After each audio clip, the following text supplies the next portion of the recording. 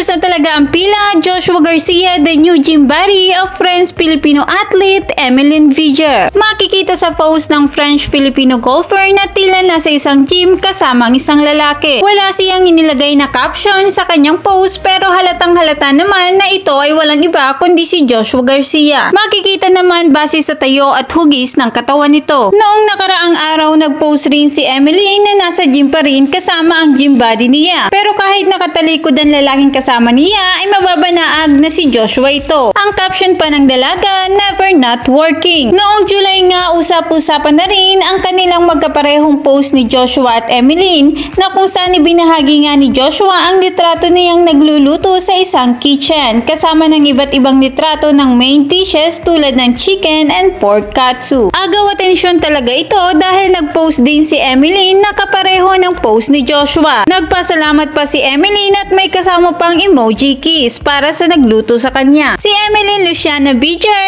ay 25 years old at isang French-Filipino golfer. Siya ay kasalukuyang bahagi ng women's golf team ng TaylorMade, isang American sports equipment manufacturing company na nakabase sa California. Dagdag pa sa espekulasyon ng netizens ang latest post ni Emeline kung saan may kasama siyang lalaki na nakayakap sa kanya sa loob ng elevator. Kinunan din ni Emeline ang sweet moment nila nang di pa nakikilalang lalaki dahil tinakpan niya ang mukha nito pero sigurado naman na si Joshua ito. Mukhang malapit-lapit ang magjowa reveal ang inuugnay na sina Joshua at Emeline. Yan ang ating tututukan mga ka-iyo. Please like, share, and subscribe. See you at my next chika.